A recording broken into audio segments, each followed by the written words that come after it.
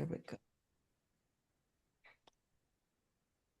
So I am really happy to get to talk with you, Mark. For anyone watching this, my name is Minerva Perez. I'm the executive director of OLA of Eastern Long Island, serving the full East End of Long Island. And Mark? Mark McLaughlin, known as the chairman of the Riverhead Anti-bias Task Force and a community advocate, helping our constituents throughout. And I want to thank Mark because early on, Mark had reached out to me to learn more about some of the needs that Ola had. And we had a real genuine conversation, and I really appreciated that time. And Mark, thank you also for coming. You came out to our Pachanga. I want to thank you for that. We're having another one coming up soon in Sag Harbor. But I want this conversation today, I'm really happy that we're going to have, which is just kind of level setting how important it is for us to be able to be honest about what we see in our community on the east end of Long Island. And if people are coming to us and concerned about some of the warrantless random raids that ICE is doing and the way that they're doing them, that we can be honest about what that feels like for our community. And then what is our role, as people that care, as leaders in certain aspects of what we do. And so I want to thank you for having this conversation. You know that we put out a law that we know is absolutely good for law enforcement. It's good for our people. It's good for our community, everybody, for public safety. And I just want to thank you for voicing your support on that. And I would love for you to share some things that you're experiencing or the ways that we can all maybe do better to kind of serve our full communities. Well, first, I just want to put on the table, we appreciate the great work that you've done and Ola's done. It was an honor to receive the Diversity Champion Award through our legislator with you. Yeah. Um, it was great company because it's needed. When you have voices like ours, like you mentioned, what role do we play? So the role, I believe, is the communication. Discussions like this is very important. Hmm. To touch on some of the things that you mentioned, first, I want to start with, I really do appreciate our local law enforcement. I know a lot of them. I shake their hands every minute that I get a chance to. I've seen their patience with concerns. I've seen the way they conduct themselves and how they, visit local businesses. So I just want to say that local law enforcement, when I come from that era where, there was the neighborhood cop. Everybody knew who the neighborhood cop was, and there was a relationship between our local law enforcement and our community. When you bring outsiders in, uh, unfortunately, there's going to be some confusion, especially when they're snatching random people off the street. And I understand, yes, criminals, those who have conducted violence or whatever concern the community, that should always be addressed. But when you have families afraid to go to a local pantry to feed their family because they're afraid of getting snatched off the street, when you have law-abiding citizens that are volunteering as a firefighter, you know, calling asking for help because they're getting pulled over by outside enforcement. We have to have discussions like this to figure that out. We can't just turn the blind eye to things. Not saying that we have, and that I want to be. I'm going to always be transparent. There's a thing called it's not what you do, it's how you do it. And I really do believe that we could be better in certain areas when it comes to that. Because with all due respect to our local law enforcement, it's confusing the relationship that they've worked so hard to build inside of our community. And it's going to take uh, a community like us to make sure that that stands still. I'll give you one example. I love one of the activations that I hold is called We Huddle to Help. And it's basically a flag football game where everybody could participate. And in order to play, you got to donate canned goods for those who are in need of food. And when I see police officers playing flag football with our youth within our community, and I see the humanizing, there's a thing that sometimes with the youth when they hear police, the first thing they think is, oh, they're going to be in trouble. But when you change that narrative and create a friendly experience to where they could actually humanize themselves and let our community know, hey, we stand with you. We're here to protect you. We're here to guide you. We're here to assist.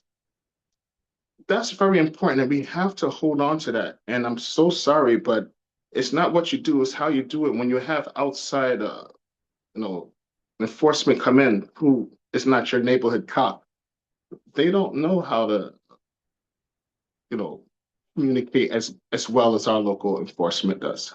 I'll leave the floor to you with that. Yeah, I think that's critically important. There's so many wonderful things that work across we have 10 different towns and villages that have their own police departments.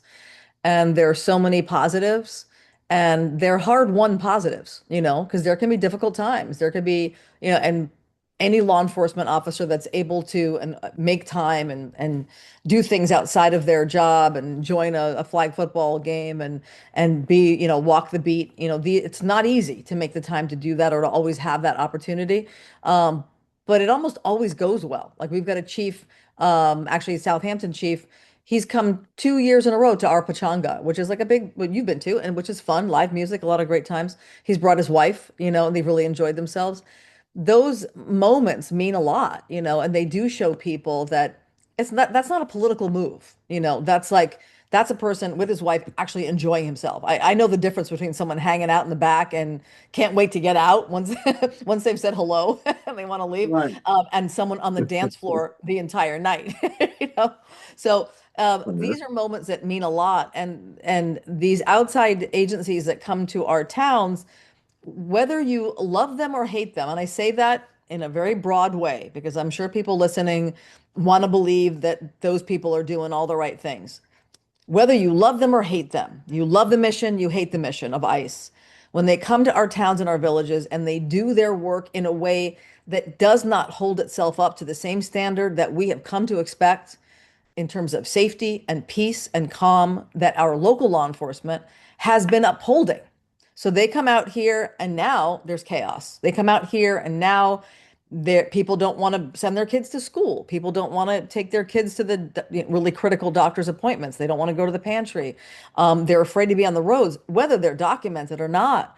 If you're going to be plucking people based on the color of their skin and the language they might be speaking, then nobody's safe. And it doesn't feel like a safe place. And so this law that we have crafted carefully and then revised a couple of times because we heard the concerns from our elected leaders. We heard the concerns from some of their lawyers and law enforcement. And we changed it up a little bit so that it wouldn't be a confrontation between local law enforcement and any other agency. It would simply be local law enforcement showing up, assess the situation if there is a raid that's happening or about to happen, Right. report Right. that back to their mayor or their supervisor. And then from that point, the mayor or the supervisor would have the responsibility of making sure that whatever plan that had been put in place by them and by a task force, that they would know what to do if this other agency was upsetting the public safety around a school or around an Mm. elder center or around a hospital. All the sensitive spaces that we want to know have calm and order around them. So this is all that the law says is essentially Right. make sure you can respond and then report back. Make sure that you have a plan in place so that some of these sensitive areas, you've got a plan involved there. And kind of that's it, because we need to know that our towns and our villages are connected and are aware of these moments that are happening. You should not be relying on me, or a nonprofit or just some random person that wants to help out. You should want to know officially that, oh, I have eyes on that. I know what's going on there. Right. And Right. maybe there are no incidents that happen, or maybe there is an incident that happens. And that way, you're not the last to know. You're one of the first to know. And that should be the role of our town and our village to want to be one of the first to know. And within the scope and the purview of your own of the law, which means you cannot tell ICE to go away. You can't stop them from doing what they're doing, but you can be there in the capacity of the law enforcement agency, and the town and village can create more of a safety structure in those moments, and that's what we're looking for here. And we're hoping some dialogue has progressed a little bit, some more than others, that we're hoping that when people's reactions kind of simmer down and they realize that this is not an anti-ICE doctrine, this is not an attack on any local government. Every single person for us is the same because we're nonpartisan. So whether they're Republican, Democrat, Independent, doesn't matter to me. That they are looking at this law carefully and seeing that they are not being called out, they're not being put into any sort of danger. Their law enforcement is not put into danger. They are not going to be in jeopardy of becoming a sanctuary city. None of that applies. None of these things apply. All we're looking Right. at is some sort of step up in action that shows and demonstrates this kind of great love for community that I believe we really do have. But if we let some of these politics separate that out, we're not making anyone safer. So that's the reason for the law.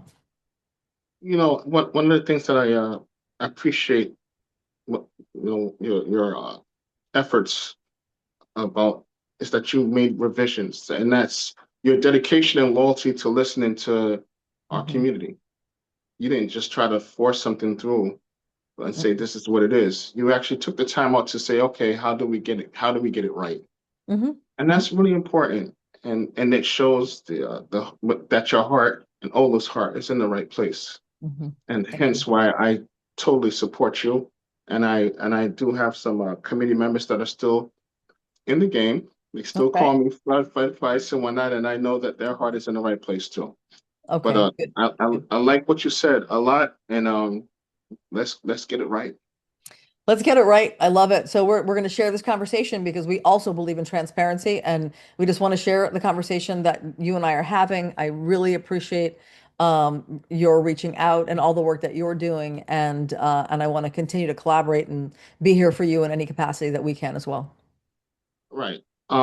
Together we rise. And I like I'm just going to echo what you said. This is not We're not saying anything bad about any kind of law enforcement. We Mhm. don't know. We're just trying to make sure that we do exactly what we just said. Get it right. Well, thank you, Mark. It's great to talk to you. Thank you likewise.